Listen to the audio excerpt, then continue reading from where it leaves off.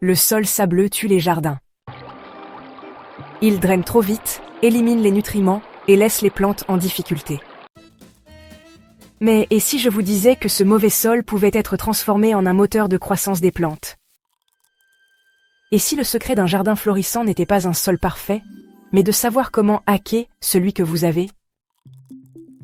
Aujourd'hui, je vais vous montrer comment transformer un sol sableux en une base riche, retenant l'humidité et pleine de nutriments pour que n'importe quelle plante puisse s'épanouir. Le sol sableux, c'est comme cet ami sympa en soirée mais complètement pas fiable quand vous avez besoin de lui. Bien sûr, il draine bien, il est facile à travailler, et il ne se transforme pas en boue collante après une averse. Mais au moment où vos plantes ont besoin d'un apport constant en eau et en nutriments, disparu, évanoui, parti à Cancun.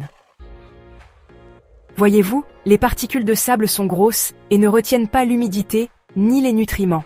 Ce qui signifie que vos plantes vivent en quelque sorte un régime de fast-food. Hydratation rapide, zéro substance. Mais ne vous inquiétez pas, on peut arranger ça. Premièrement, la matière organique est votre meilleur ami.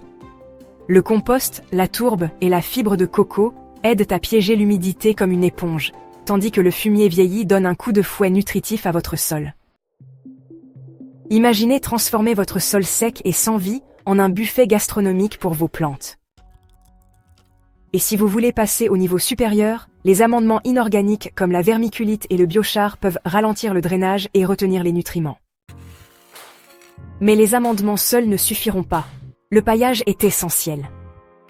Une épaisse couche de copeaux de bois, de paille ou de feuilles empêchera le soleil de dessécher votre sol et aidera à maintenir l'humidité là où elle doit être, dans la terre.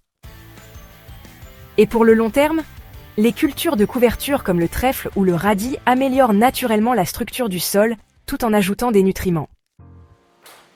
L'arrosage intelligent est un autre changement de jeu. Oubliez l'arrosage peu profond et fréquent. Le sol sableux a besoin d'une hydratation profonde et lente, comme une gorgée bien planifiée plutôt qu'une déglutition rapide. Et le choix des plantes compte aussi.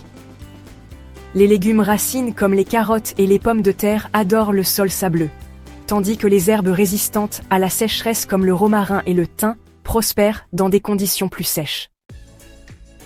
Le meilleur? Avec un peu d'effort, votre sol autrefois sans espoir se transformera en un écosystème florissant. Alors, ne combattez pas le sol sableux, déjouez-le. Je vous laisse en discuter dans les commentaires. Quelle est votre plus grande difficulté en jardinage? Vous pouvez nous soutenir en vous abonnant si ce n'est pas déjà fait. Prenez soin de vous, prenez soin de vos proches, et je vous retrouve bientôt dans une autre vidéo.